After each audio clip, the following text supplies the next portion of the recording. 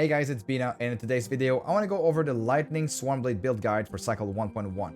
So the build has received a few buffs here and there. We have some new items that scale our mana even further, and so since this build scales off of mana, we got a few buffs out of that.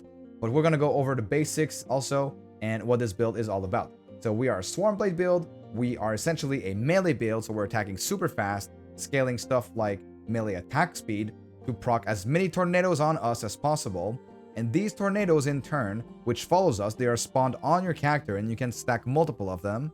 These tornadoes cast Stormbolt, which is essentially it is gathering storm, right? So you are a Swarmblade proccing tornadoes. These tornadoes shoot bolts of lightning towards enemy. We are a crit build, so we are a hit-based build.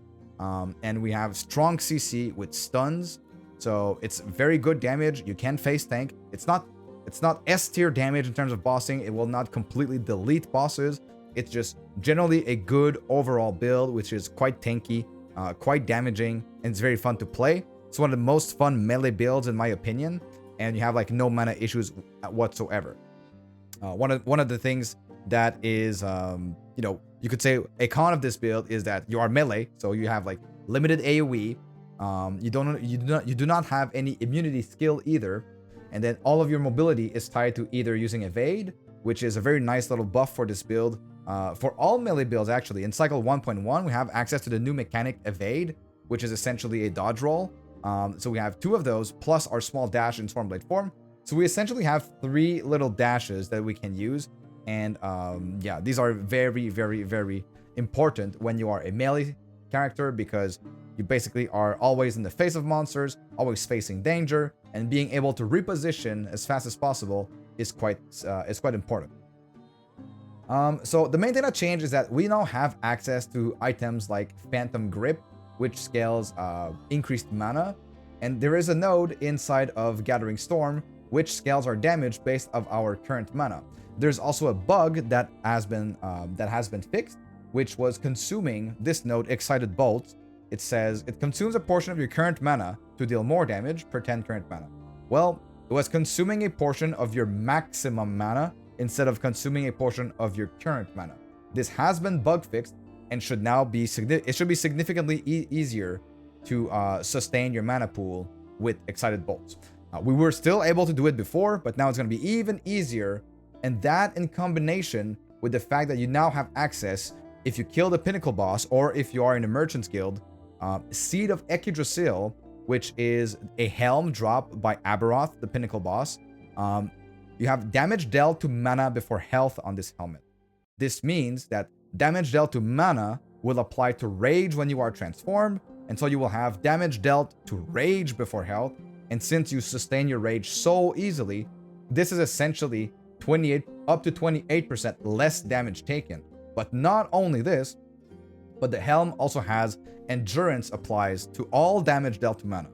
So a portion of your endurance, up to 56%, will apply to that damage dealt. So it's even more than 28% damage reduction that we get out of this. So we lost aspect of the boar, which was the Beastmaster tax before, that we used to invest at like 20-something points into the Beastmaster tree. We won't do that anymore, but we get access to Seed of Yggdrasil. So we're basically, like trading an apple for an orange, but like it's kind of like the same thing, right?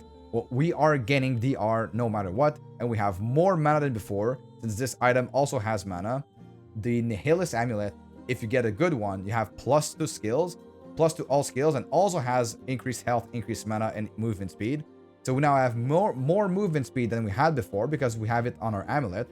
And we can also have the Phantom Grip rings, which gives you +2 to all minion skills, which essentially will give you +2 to Swarmblade form. And so that in fact will give you access to more points to invest, whether you want some tankiness or you want some more damage in terms of attack speed or these kind of things, right? Another thing that I forgot to mention is that the defense aspect of the build got nerfed a little bit. Quite significantly.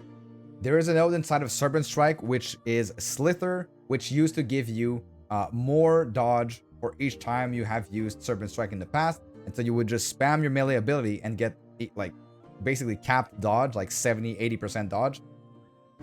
And now they basically limited this to having only 3 stacks that give you 30% more dodge, and you have to hit an enemy.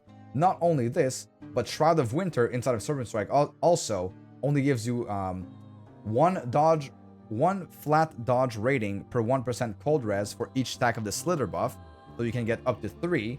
But they've also changed in Maelstrom Tree the Sleet-Footed node, which gives you each stack of Maelstrom grants you increased dodge chance instead of flat dodge. So they have overall nerfed the amount of flat dodge, the accessibility to flat dodge that you can get. So if you want to scale dodge still with this build, you will have to get flat dodge somewhere. The good thing is that with the plus levels of skills that we get to Swarmblade form, you can actually invest into Locust Agility, which gives you 200 flat dodge and 200 armor. So we are still able to get quite a good amount of dodge, just not, 75, 80, 85% dodge for absolutely free. So that is what changed in terms of defensive. So here is the Maxroll guide. If you go onto maxroll.gg and you go to the build guides and you search for Lightning Swarmblade, you can open this guide up. I'll have the link in the description below. But essentially, if you read through this guide, you should have all the answers to all of your questions. But I'm going to go over it really quickly with you guys and cover the main aspects of the build. So here we talk about what the build does, right? Which ability it uses, if it needs any uniques, which it does not need any uniques. Also, if you click on the planner, it will open up in the LE planner here, and you have access to all of the different variations of the build. The starter build, advanced, endgame, and aspirational gear, right? So to start off, no uniques, nothing, basically just like regular tier 20 yellows, which anyone can get. And then we start with the advanced section, which has tier 6 affixes and some uniques, right? Which uniques you should be using without LP, which uniques you could be expecting to get with LP. At least, Tempest Maw 1 LP is super easy to get. And then Legacy of the Quiet Forest with 1 LP, also really, really easy to get. So nothing crazy here in the advanced section. And then endgame is what you should be aiming for. So most players will only get up to the point where you get to the advanced gearing. And then in the aspirational gear, this is where the crazy stuff is going to happen. The ones who want to push the build to the absolute maximum and want to min-max the version, this is where you want to be, right?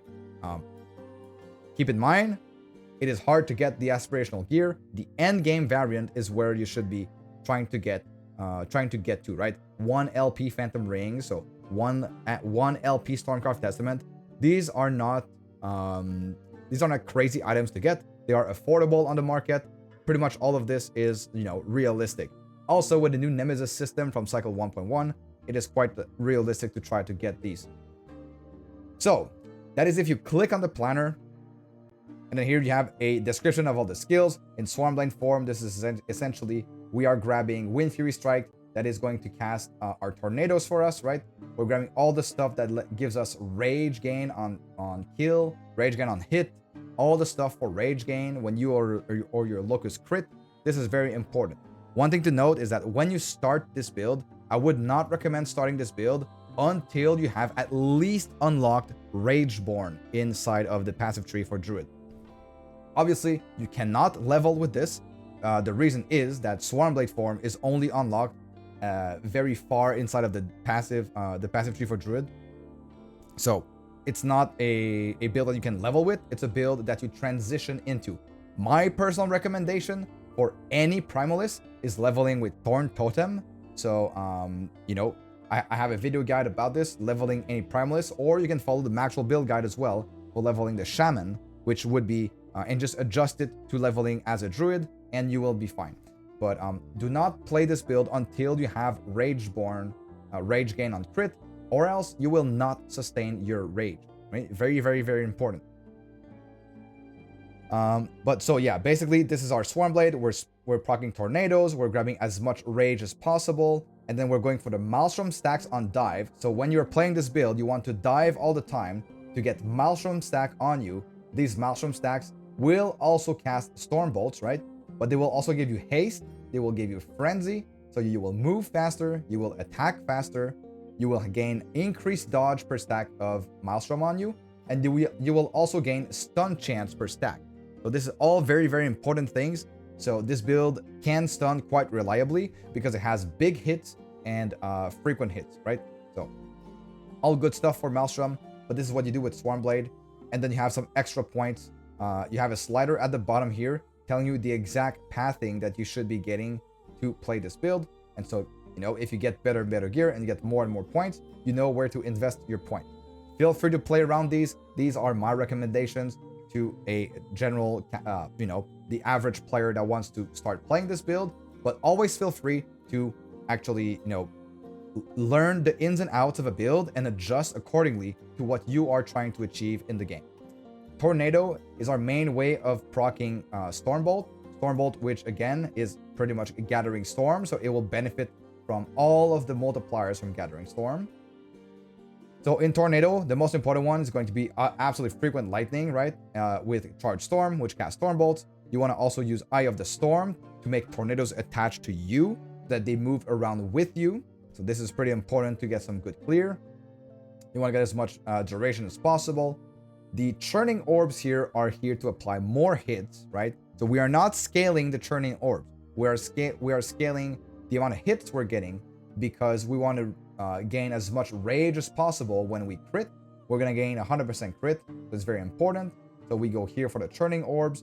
We go for the mana efficiency just to make it easier to sustain our mana cost with Gathering Storm. But with the bug fix here, you might be able to play around with some of these points, at least Gust of Renewal and Trail of Storms. Maybe invest a little bit more into Storm Dervish, something like this, because maybe in your specific situation, depending on how much mana you have, it might not consume too much mana and you might be able to sustain your rage even so. All right, so we get some movement speed, all some good stuff.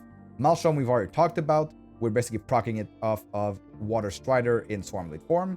We have Serpent Strike, which when you are in Swarmblade form, your melee attack uses the Serpent Strike tree. So this is why we have Serpent Strike here. So we're using this for a kill threshold, which is this has been changed in patch 1.1. Again, the HP bars of the bosses now have ward that are generated at certain thresholds, and this makes kill threshold way worse than it used to be because bosses have way less health and they have way more ward. So this doesn't take into account any amount of ward that they get. So kill threshold, you know, not that important, but we get it because, you know, it's basically the last points that we can have access to that are semi-valuable. Most importantly, the dodge here and the dodge here, very important. This is one of our main forms of defenses, of extra defense layers. So very, very important. We get the attack speed and we get the armor shred chance. This is why we go for Serpent Strike. Gathering Storm here, it's our main ability that will deal damage, even though we proc it off of tornadoes, which are procced off of melee attacks in Swarmblade form. So in this one, we get critical strike chance per Maelstrom stack. So since Gathering Storm will get the critical strike chance per Maelstrom stacks, so does Stormbolt because they benefit from everything in here. This will make it very easy to cap your critical strike chance to 100%. We grab all of the more multipliers. We grab also Tempest Weapon for melee damage deals additional. Gathering Storm deals additional spell damage per 3 melee damage on your equipped axe or mace. And if we can see here, we have Tempest Maw. Tempest Maw has a lot of melee lightning damage, melee damage, also spell damage. So Tempest Maw is it's the best weapon to use alongside with Gathering Storm if you are taking this node and going into Swarmblade form. And then we have this node here for current mana consumption, so damage per current mana. This is why we are stacking mana as much as we are right now.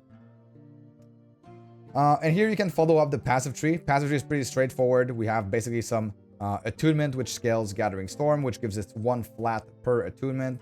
And we have, you know, some attack speed. We have some damage node, some more attunement. It's just pretty straightforward node. Just follow the pathing here and you will do absolutely fine, right?